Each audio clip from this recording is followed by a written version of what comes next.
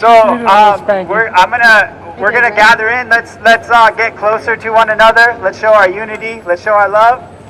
Thank you so much. So what we're gonna do right now is we're gonna have a variety of inspiring and powerful speakers to talk about supporting the strike, why it's important to support the strike, what's going on.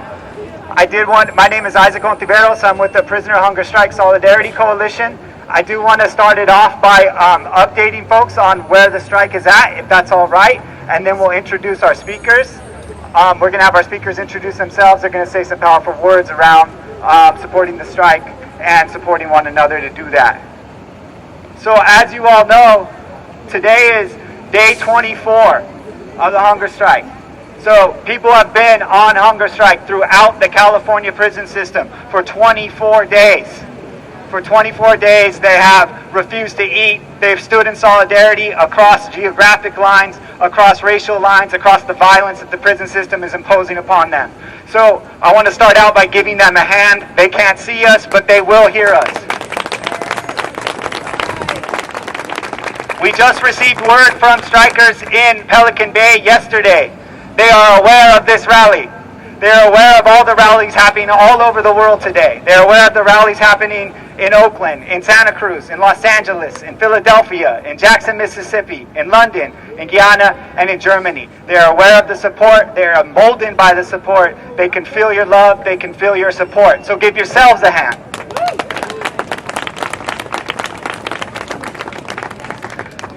As always, we are here to support the strikers by demanding that the governor of California, that the California Department of Corrections does the right thing, that they meet with the strikers, that they negotiate their reasonable demands. That is our demand out here. That is the pressure we're bringing to bear to every decision maker possible, including the ones who work in this building here. Jerry Brown used to be the governor of this town, the mayor of this town. So I'm sure they have cell phone numbers in there. I'm sure they have relationships that they can bring to bear in there. So our pressure is local as it is statewide, as it is nationwide, as it is international. Yep. As we know, the California Department of Corrections has retaliated against strikers throughout their strike. Rather than meet their reasonable demands, rather than sit down with the strikers, they have chosen to retaliate against them. They have removed strikers from their cell. They have confiscated their legal materials. They have tortured them with cold air. They have moved them into further isolation. They have attempted to divide and conquer them. And we know that this sort of repression has everything to do with the death of one hunger striker in Corcoran, which is Billy's cell. So we have him in our hearts, in our minds, as we continue to escalate, as we continue to organize. We do know that some of the repression that they have unleashed on the strikers has not gone unnoticed on the outside, and that our organizing work has done a bit to alleviate some of that pressure. So we've had strikers that have had their personal material returned to them. We've had strikers that have been allowed access to medical care. That is because of the support and pressure that we put on the outside. And so now it's imperative to continue that support to bring a resolution to the crisis that the California prison system has caused.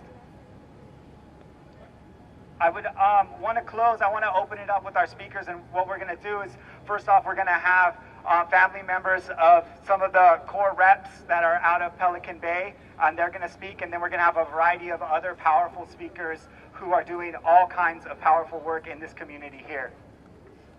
I want to end by reading a statement from some hunger strikers in Pelican Bay that they issued last week. We have to remember they issued this statement as they are nearly a month into hunger strike, that they are being repressed by the prison system, that the prison system is bringing to bear all of its power, all of its resources to continue to target them, to continue to criminalize them, and to continue to criminalize their families and their communities. And they say, "We are being tortured each day by state officials. Increased retaliation has been perpetuated upon defenseless and starving prisoners who only seek what any human being strives for: humane treatment, dignity, equality, and justice for our families, loved ones, and ourselves." So as we struggle for that out here, we struggle with them for that in there. And so without further ado, I want to introduce Marie Levin, whose brother is Satawa Jama, who's in Pelican Bay in the SHU for 29 years and who's been on hunger strike for 24 days. Let's give it up for Marie.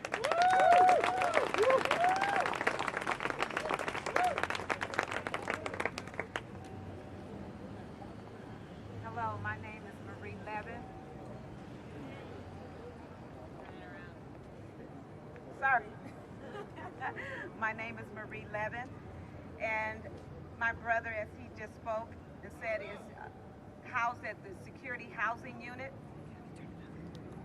and he's been on this hunger strike for 24 days. It's a shame that our government has allowed these prisoners to go this long. 24 days, them giving up, sacrificing their bodies for the injustice that they are receiving. I'm here to stand with them, and I'm so happy to see all of you here to stand with them as well. So much can be said about the sacrifices that they are making. I don't know how many of you know the 5 core demands that they have out. But the 5 core demands are just human things that you and I would expect. I'm just going to read them to you real quick. End group punishment and administrative abuse. Abolish the debriefing policy and modify gang status criteria. Comply with the U.S. Commission recommendations to end long-term solitary confinement. Provide adequate and nutritious food. Create and expand constructive programming. Now, I can expound on each one of them, but I don't want to take up all of the time. Just listen to what I just said, though. Very easy things that the CDCR can just grasp a hold of and just give to them. I mean, who wouldn't want a person that's locked in solitary confinement to have the programs that will get them back acclimated to the public? It's been said that those that are in solitary confinement that come straight to the streets, within 3 years, they're back in prison. But if they would allow them to go to the main line and mingle amongst the people, then they can then be more acclimated to dealing with people and not be repeat offenders. Yesterday, I had the opportunity to go down to Sacramento and take some signatures into our governor. We weren't able to speak directly to him. It was Ron from Prison Focus, Dolores Canales, who's part of CFAS in Orange County, and myself. So that was a white man, a Hispanic woman, and a black woman. All walked up to the governor's office in solidarity, showing that the races can stick together. We walked inside, and they would not allow all 3 of us to go in. So we decided that Dolores should go in and speak on behalf of all of the prisoners and on behalf of what we're out here fighting for, their justice, their inhumane treatments being changed. She went in and spoke with the aide and came out, and it was just tremendous for the mere fact that those petitions or those signatures usually have to go through the mailroom. But they were allowed to go, with all the pressure that has been given and putting upon our governor, they were allowed to go directly into his office. That was outstanding. Then we took a walk over to the CDCR building, California Department of Corrections and Rehabilitation. That's with a little R now, because they're not really rehabilitating people. That's right. But we walked over to their office, and we tried to get the mediation team to be able to go inside. They did not allow them to go inside. After we left the premises, after a 2-hour wait for someone to respond. They then made phone calls and said that they would be willing to meet with the mediation team on Friday. That was another breakthrough. And that was Secretary Beard, so we're happy to get that as well. I did get a chance to speak to one of the lawyers that visited my brother on yesterday. She said he was very strong. She said the men they're very positive. They're in a place where normally they cannot see one another, but even though the administration there at Pelican Bay State Prison put these men in ADSEG, which is administrative segregation, they put them there in that part of the prison is a worse off part than what they're accustomed to in the SHU. But the difference is they're able to go outside and get sunlight, something that they cannot experience being in the SHU. So that was another plus. But what they didn't realize is not only do these guys get the opportunity to be outside, they get the opportunity to see one another and to speak to one another. And all the races right there. So that is another plus. So we're just grateful for some of the things that are happening. Although these men, their bodies are becoming weak, they're still yet strong in their spirits. So we're just so happy that they're willing to go on and on and on. Some of them have medical conditions where they cannot, but we're still positive, we're still grateful that as we all stand together here on the outside and they stand together in the inside, that CDCR will make the changes as the governor puts the pressure on them to do that. We are looking forward to all of the support, much more support that we can gather. I don't know if you guys heard about the letter that was Jay Leno. There's so many people, artists and people who are on TV that have supported us. I can't even think of all of the names right now, but I see his face on the LA Times, a picture of him and his wife of signing this letter. And I'm just so grateful for all of the support that you guys are gathered out here. Yesterday there was an event in the afternoon here. We were down in Sac there. So all across California and abroad, there are things like this happening on today in support of what these prisoners are going through. So I just want to thank you so much for all of your support and the signatures. Please go on our website. It's www.prisonerhungerstrikesolidarity.wordpress.com. Please, please, please, and thank you, thank you, thank you.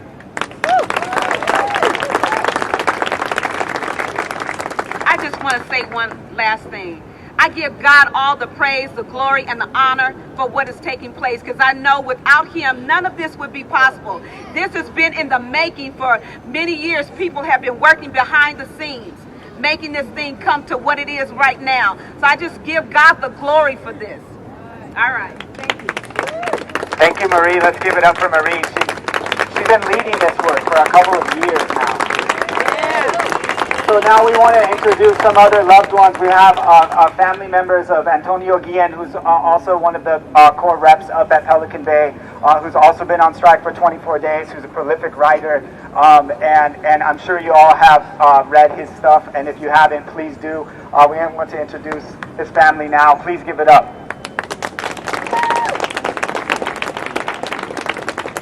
Hello, my name is Amy Alvarado. My brother Antonio Guillen has been on the hunger strike for 24 days. I just want to say thank you to all of you that come out here.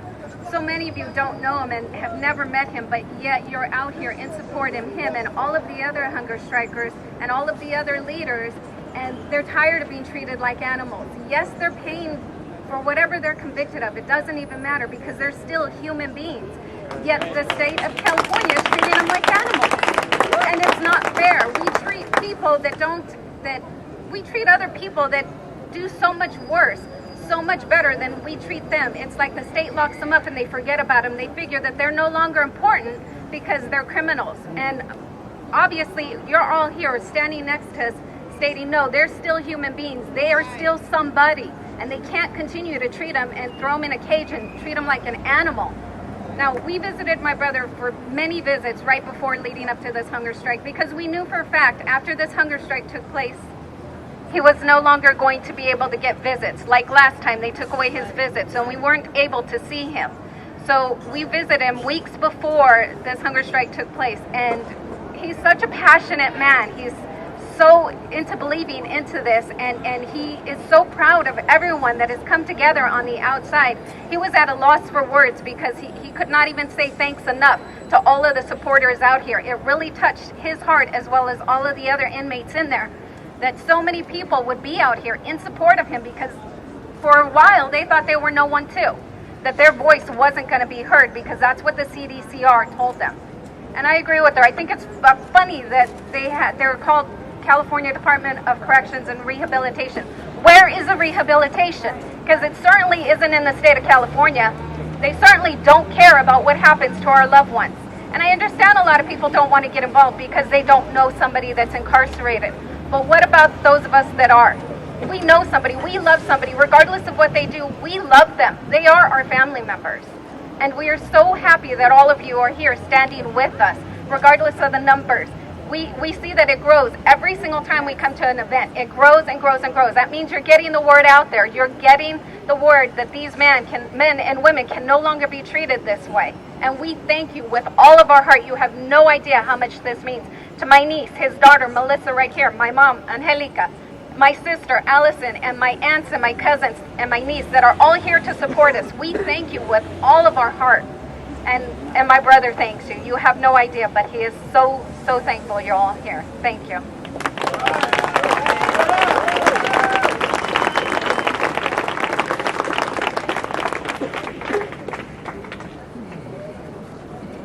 Hello, everybody. Can you hear me?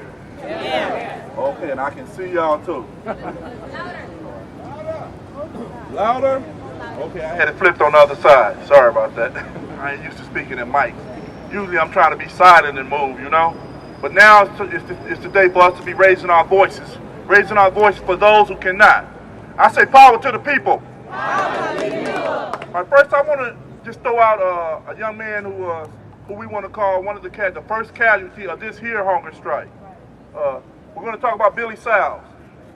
Some people I'm probably butchering his last name, Sales, but I mean, this guy, we have to raise this young man up. For 19 days, he participated in the Solidarity hunger strike in the prisoners. He participated with prisoners down in Corcoran, California, in Corcoran State Prison. He passed away on the 19th. And I just want to have a moment of silence for Billy Ghetto.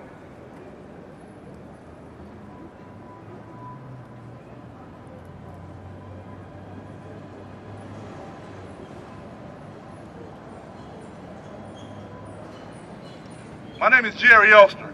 I'm with an organization called All of Us Are None, which the organization itself is really not important because we have a lot of comrades out here. I see Just Cause, I see the Revolution, I see CRP, Women's CCWP, who will be coming up next, and all the family members and supporters. I just want to welcome you all out here on behalf of those men who aren't able to do it.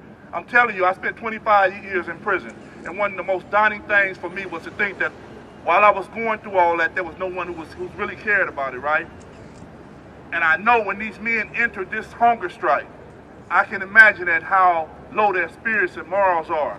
But I'm going to tell you something that I know that's keeping them motivated, and that's us letting them know that we are here in support of them.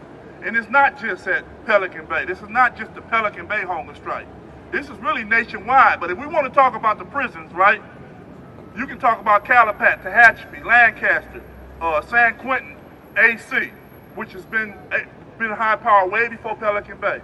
We have prisons throughout California have come together in solidarity, crossing racial lines, spiritual lines, religious lines.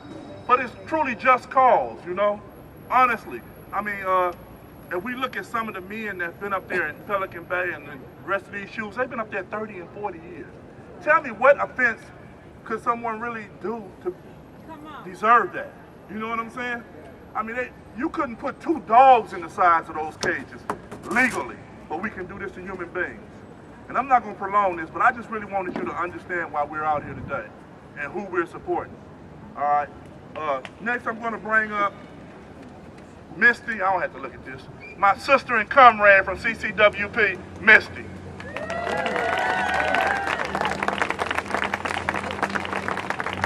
Can you guys hear me? Hi, I'm Misty. I'm from Central California. Okay, I'm from California Coalition for Women Prisoners. And bear with me, I get nervous, so I'm going to try and read and convey what it is that we're here for. I'm thinking of the 24-hour hunger strike and already Billy Ghetto Sal's. Yes, he had a name, died, and CDCR tried to cover it up. And how they are using torture tactics to break the strikers. The only gang in charge is the CCPOA, a gang creating these conditions that made the strike necessary, not for martyrdom, but for basic human dignity. I'm thinking of the murder of Trayvon Martin, and every 28 hours another black person dies at the hands of the police, and how this is state-sanctioned murder, and how I have to teach a 9-year-old he is not safe in this world because his skin makes him a target. I'm thinking of the sterilization of people in California women's prison because they are deemed undesirable. Like so many in a long legacy of eugenics practices in the U.S., blacks, Asians, Hispanics, Native peoples have all suffered from this practice. Then I wonder how to condense all these thoughts into a few minutes, and I think of the 13th Amendment and the legacy of a new prison plantation slavery system that is ever growing and makes it okay to dehumanize people trapped in that system, and how deeply permeated colonialism is in every aspect of our society.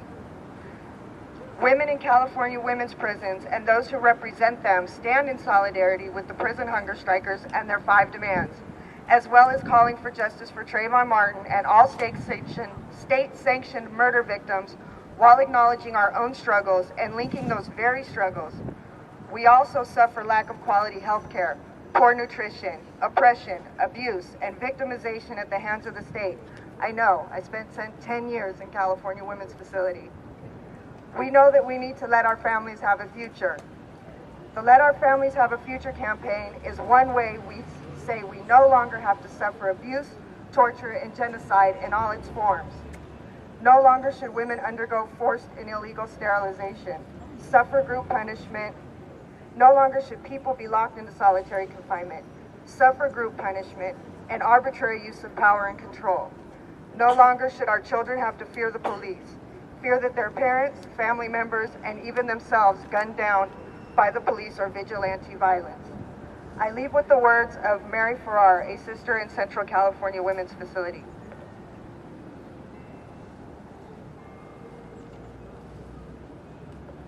My name is Mary Farrar. I am currently incarcerated at Central California Women's Facility. You all have been in my heart and prayers every day since reading about your hunger strike, an article that you wrote in the newsletter Fire Inside. Each day I have prayed for you, and I carry you in my heart. It is unbelievable that even at this day and age, we still suffer inhumanity at the hands of our so-called justice system. Although reading the article, my heart ached and my tears fell, as they are now, my heart is swollen with pride and admiration for all you soldiers. You are fighting this battle and not giving up. No matter the outcome, you will make a mark, and hopefully a change for the better, so that no others will suffer what you all have suffered for so long.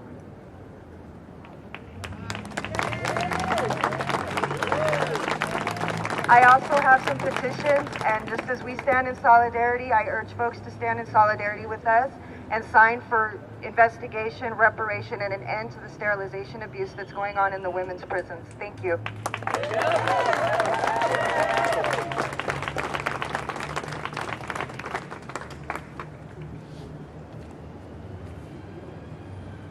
All right, next we're going to have Janetta's going to be speaking. Janetta, for the transgender community.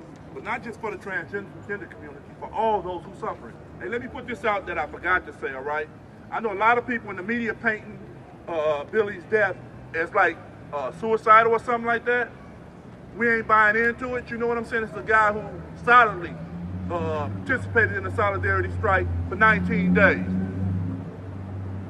Irregardless of how he met his fate, it was driven by CDCR, you know? And we still questionable about what they putting out. I just want to clarify that.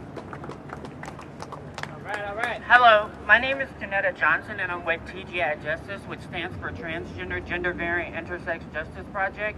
And one of the things that I wanted to acknowledge, because sometimes I feel like the transgender population is very much affected by this issue, but a lot of times it's not visible, because just going inside the prison system and being transgender, a lot of times you're automatically placed in special housing unit for your quote unquote allegedly your safety.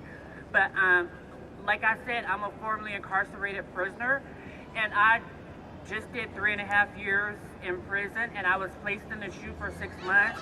And for me, it was a very traumatic experience, because I knew that I had to do 3.5 years in prison, and I wanted the opportunity to participate in programs that were available for the rest of the inmates in the best interest of my rehabilitation, and not having to really fight and advocate for that opportunity was very, very difficult for me. And I was very lucky and fortunate that I had TGI Justice Project supporting me, because within that system, it's just like you lose all faith in humanity. It's just like it's hard. And I questioned when I got out, how was I going to function, because I was just so afraid, because I became so accustomed to being poorly treated, and it's just like I had to do everything I possibly can to advocate for myself, to help myself get out of the SHU.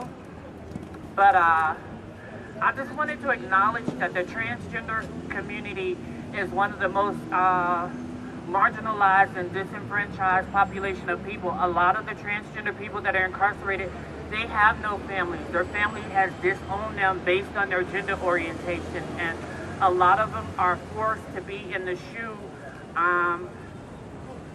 because they have no safe housing for them, and it just further exacerbate any mental health issues that they might have, and it makes a really great challenge for people to get out of prison after spending all that time in the SHU and not being able to interact with people, and not to mention it just sort of kind of weighs on your mind a tremendous amount of how you're going to function in a public setting after being so confined and so incarcerated. So I just really wanted to acknowledge that TGI Justice, we stand in solidarity with the hunger strikers, and I just want to make sure that everybody also recognize our transgender sisters and brothers that are also in the SHU, and a lot of that is just based on their gender orientation, which is not okay, and they deserve an opportunity to be out in general population so that we can access better services, whatever little bit of services they do have in the CDRC system, so that when we get out, we can create and cultivate better quality of lives for ourselves and for our community, you know. And we haven't always had a community as a transgender community, but now as we further begin to build a community, it's just like we just need the support of everybody, and we need everybody to also keep in mind that, you know, not only are there transgender people that are in the SHU, that people that already have severe mental health issues that are not getting good access to mental health care, because once they put you in the SHU, they basically put you back there and forget about you. You don't get to see mental health professionals, and if you do, they just come and look at you for 5 minutes and leave. It's just like, they try to give you as much medication as they possibly can so that you could be so checked out. And it's really a place where they put you in the SHU, and it's a place where you're in a safe place for them to come by and harass you and fuck with you, you know what I'm saying? Because it's like the courts already gave you a sentence, but it's almost like each guard and each warden or whatever the people are, they have their own sentence that they want to put on you to further marginalize you and disenfranchise you and take away your value and your worth. And I just wanted to say that that's the most important thing, that we stand here and we let we call our people that are incarcerated our members. Our incarcerated members know that we're here and we support them, and we stand behind them 100% in what they're doing. And I think that's very important, because in prison you could feel so alone and so left out. I mean, even if you have family and friends, you still feel so alone, because it's basically like they can do whatever they want to do with you while you're in there. So that's it.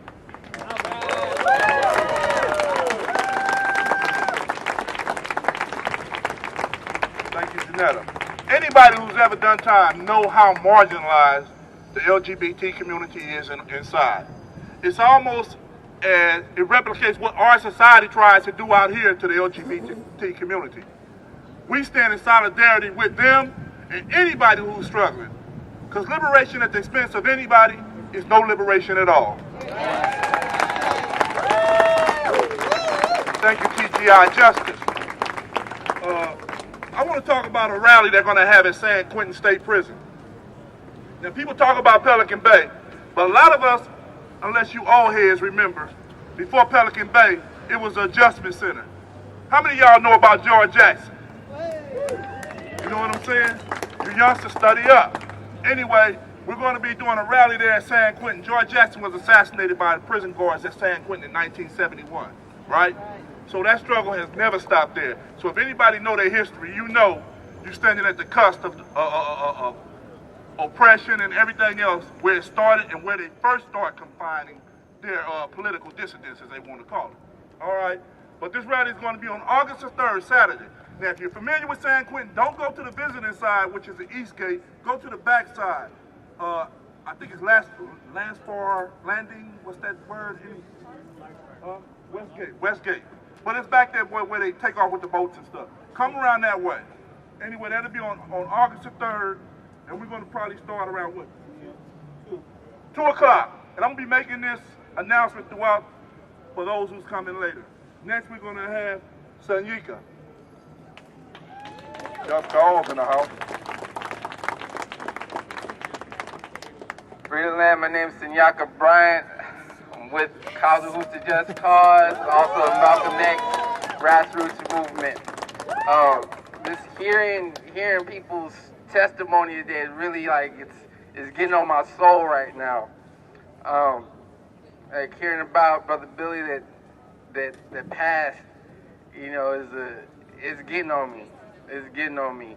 I wanted to talk about the connections between what's going on in the SHU, the resistance the comrades over there are doing, and also the resistance out here in relation to what went down with Trayvon Martin and things. Like every 28 hours, a black person, man, woman, or child is murdered extrajudiciously by the United States, by civilians like vigilantes, security guards, and police officers.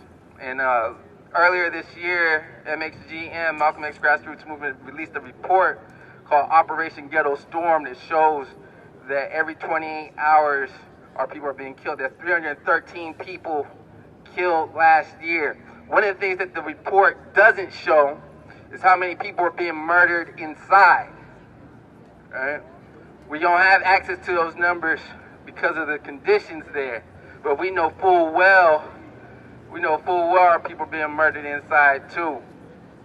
Right?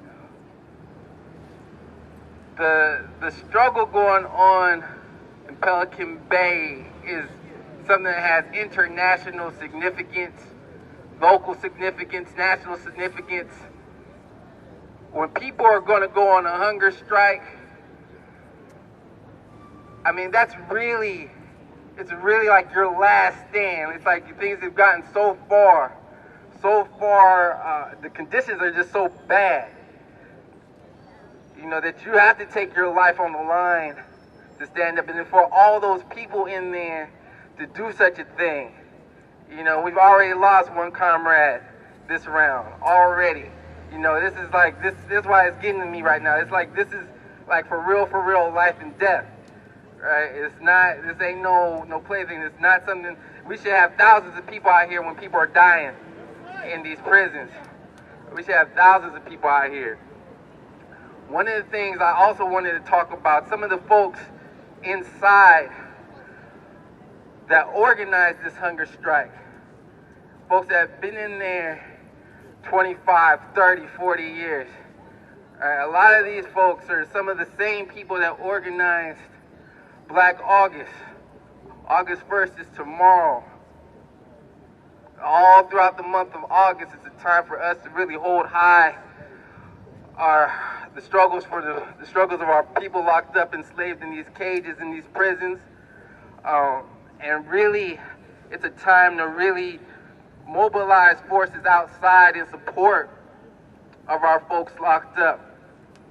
It's a time for our people to really commit themselves to the discipline necessary to achieve our victory. Right? And I really wanted to hold that up. I mean, just imagine the discipline it takes. One, to come up with this statement to end all hostilities. Right? We need to be putting that out on the doors, in our hoods, everywhere we're at. Right? And really hold those brothers' leadership up. And then the discipline it takes to commit to not eating for days, for months. Right? Putting your physical life on the line like that, and doing it in solidarity and camaraderie, and then having it spread throughout the entire prison system. I mean, this is something that we need to really lift up for something as serious as really as what it is. We really need to hold that up.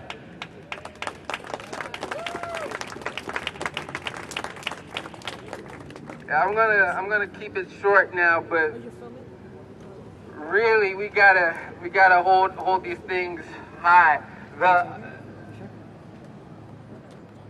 As many of our people being killed out here in the street, as many Trayvon Martins that happened to us, the other fate for Trayvon Martin is to be locked up in prison.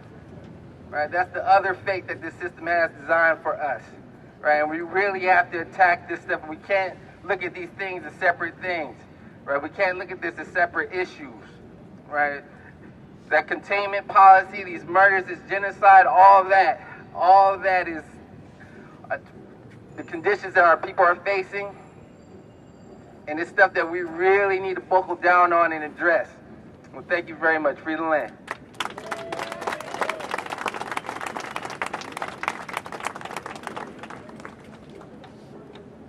Okay, here's that ongoing speech. San Quentin. What time? 2 o'clock. That's right. Which gate? That's right. Be there, be square. All right. Next, I want to bring up Danny Murillo, formerly incarcerated individual.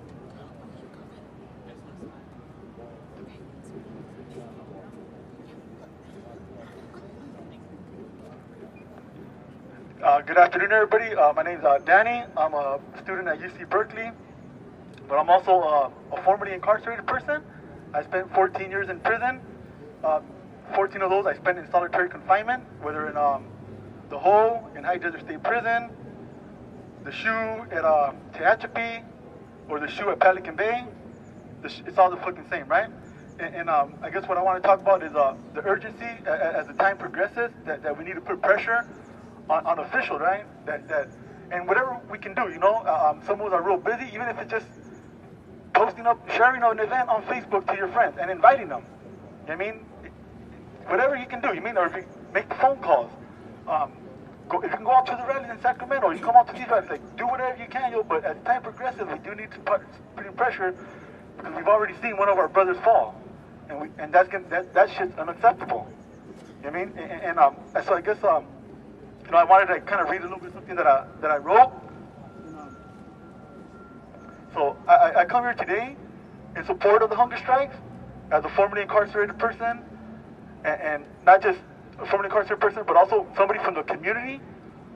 Who I come from a community where I have 10 of my friends, 10 of my homies in the shoe right now. And that's not counting my other 20, 30 homies that I got spread out throughout different prisons in California. You know what I mean? So I come out here as a formerly incarcerated person, as a community member, as a student, and most importantly, as a human being. Recognizing that our brothers in there, our brothers, our sisters, our LGBT community, they're all human beings, yo. At the end of the day, they're all human beings, and they need to be treated with human decency. So as a formerly incarcerated person, you know, I understand, you know, like as a formerly incarcerated person that's been through that process, that the validation process of being put in solitary confinement is all part of to dehumanize you, to strip you of your dignity, yo. But no matter what, even though how fucked up the conditions are in there, and no matter what, we knowing those of us that are in there that those conditions are made to fucking torture us, to oppress us, you go in there, yo, and you still find hope. I mean, and you can see it right now. Thank you.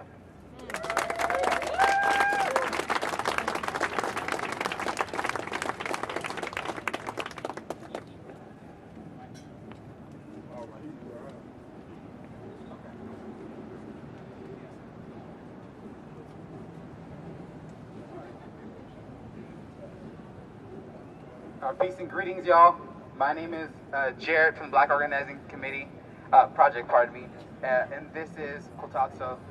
First and foremost, before I begin, I just want to give all thanks to Allah for bringing us here together in solidarity with the prisoners, and also for just justice and of all disenfranchised people around the globe, because this is not just a local or state or a domestic issue. This is an international issue. Once again, I am from Black Organizing Project. If you're wondering, we are a local Oakland-based nonprofit. And why this is so important to me and important to the people of our organization is the fact that we are trying to stop the school to prison pipeline through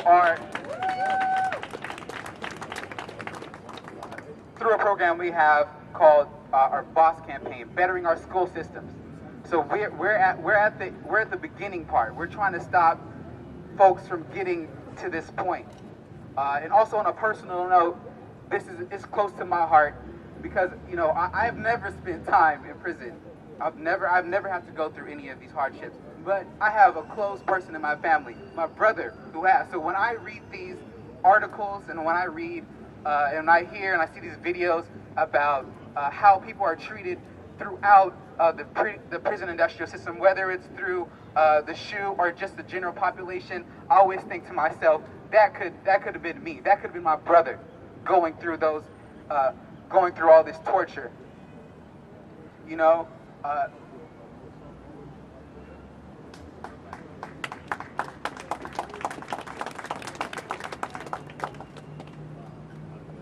And pardon me, getting a little emotional. I just really just want to say that we just commend all of you for being out here and supporting this cause, because there aren't, as you see, there, like other people said, there should be thousands of people out here supporting the justice of the prisoners and for people such as like Trayvon Martin or Oscar Grant. But we're here.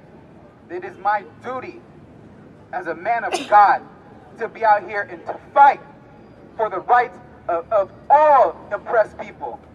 It's all right. And you see the people in prison, they have very little freedom, but they give up their little bit of freedom to push the more important issue, just to be treated as humans. I don't know if you know, the circus is in town. The only reason why they have animals up there is because they can't actually put people in there.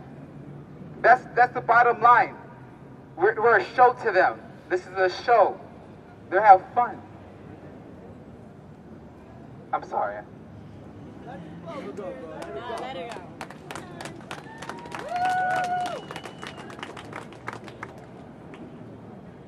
My heart is heavy I really have no words for this. I have no other words. I just want to say that I think and I'm blessed to be here to represent my people, to represent the African diaspora here in Oakland and throughout the country. I'm going to hand it over to Kotato. Oh, she's not going to speak. But I just want to thank you, and God bless you all. Please, let's continue this movement for the future, and hopefully next time we have some more people out here in solidarity and support with us through this struggle. Peace.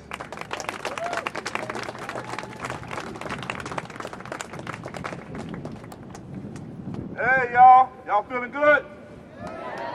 Y'all ready to fight the good fight? Then let them hear us. Power to the people. Power to the people.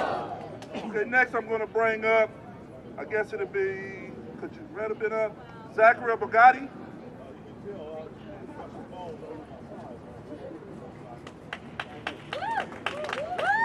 Good afternoon, everyone. I just want to thank the brothers and sisters that came before me and their powerful words. And may God hear them, and may their words really touch us today and move us to action. My name is Zakaria Barghouti from the Palestinian Youth Movement. First, I want to share a personal connection that I have.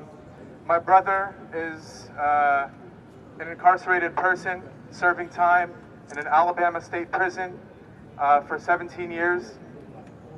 He was born in Palestine, so was I. He got his start in the prison industrial complex in an Israeli jail when he was only 16 years old.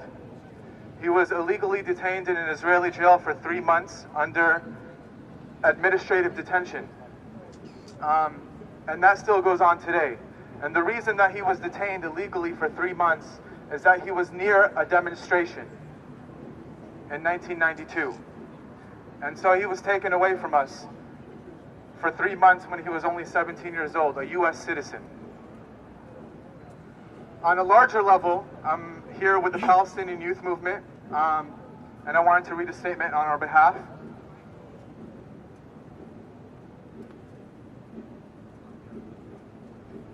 Oppression shall vanish, and chains are certain to break. We are here as Palestinians from the Palestinian Youth Movement to show our solidarity with the California prison's hunger strikers and justice for Trayvon Martin.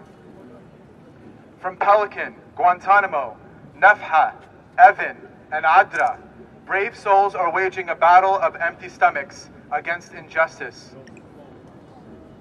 We recognize that similar methods of mass incarceration, abuse, and torture between the martyrs of the Prisoners' National Movement to those serving life sentences in California's dungeons, and to those who are solitary confinement in Pelican Bay, the Zionist jails, and worldwide. Prisons are a disgrace to society. No statement can do justice to the heroic sacrifices of California and Palestine's prisoners, which include countless families, women, men, and children. The Palestinian Youth Movement salutes all political prisoners and prisoners that are striking today and have taken on the battle of empty stomachs, whether in Palestine, California, or Guantanamo, to improve their conditions and asking for freedom and dignity, not only for themselves, but for all of us. It is important to know that our struggles are connected and closely tied to yours. We are convinced that the freedom of all prisoners will not be won through wishful thinking and diplomacy of our current leadership. On this day, we call for the unity of the prisoners' movement in order to focus the efforts of the prisoners so that we may reach the goals we all aspire to: justice, dignity, and liberation. The prisoners' issue is of no less importance than the issue of any other struggle that our communities are facing. The Palestinian prisoners' movement was and is still the flame that lights the path of our struggle against the Zionist colonizer. Let us revitalize the prisons movement through a collaboration and unification of the efforts for the freedom of all prisoners. Let us refuse all options that detract from the fundamental right to resist and fight for decent living for our families and people. Oppression shall vanish, and chains are certain to break. This is a phrase known to generations old and young, a slogan by the Prisoners' National Movement in its continuous struggle against the Zionist colonization of Palestine. Let us work together in making the slogan visible in our actions, work, and approach. Freedom to all prisoners and struggles for freedom and dignity everywhere. Thank you so much.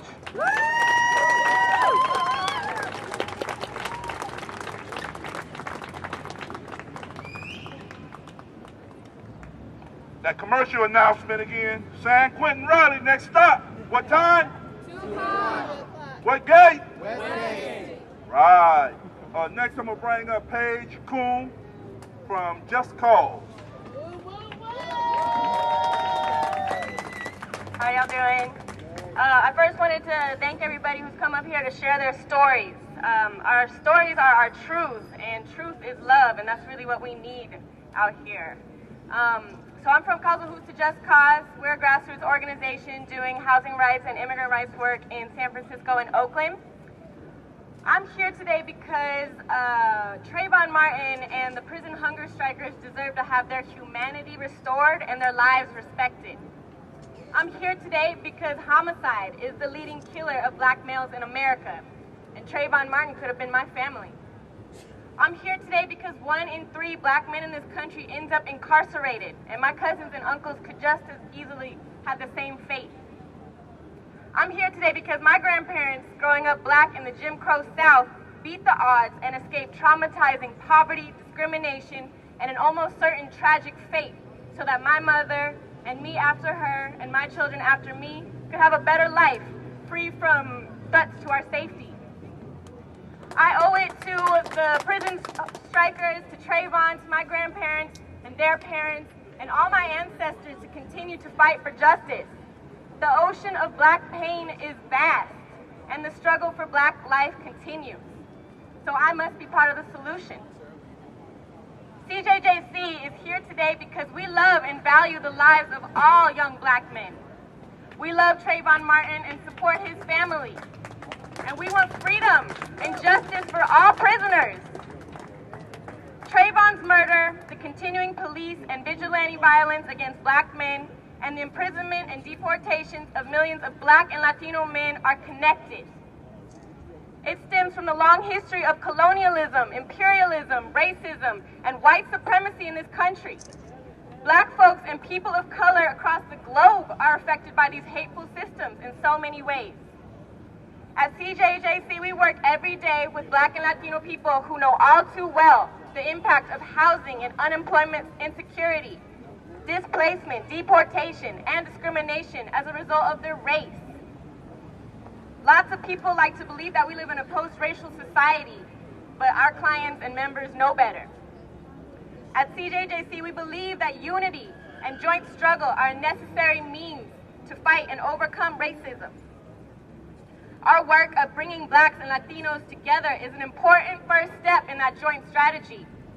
But it is imperative that our struggles for housing justice and a just immigration policy be joined with the struggle to protect black lives and the fight for dignity and freedom for prisoners. The white supremacist power structure has given us the message loud and clear that black and brown lives don't matter to the system, that we are expendable, ignorable, deportable, that no one is accountable for the ways that we and even our children are profiled, criminalized, tortured, and killed. But we reject that. The ways we suffer are known, but so are the ways that we resist. We go on, we fight, we survive, we even thrive, because we know that black lives matter, and brown lives matter, and we must fight for their dignity for the advancement of all our communities. Our struggles are connected, as are our hearts. La unión hace la fuerza. Unity is power, and all power to the people.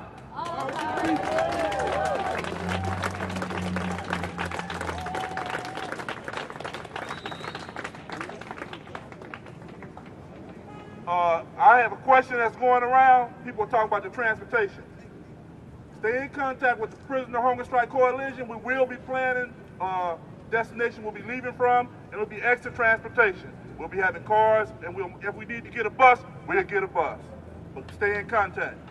Next, we're going to have Manuel come up, and before he come up, I just want to say, what time on Saturday again? Y'all ain't even saying that with enthusiasm. Y'all get time. What time? Be there, be square. The West Gate. Thank you. I'm Jerry Austin. Out.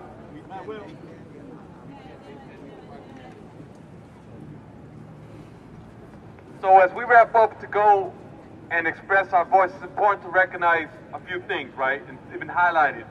The first is that CDCR, the State of Israel, the United States government has refined methodologies of torture.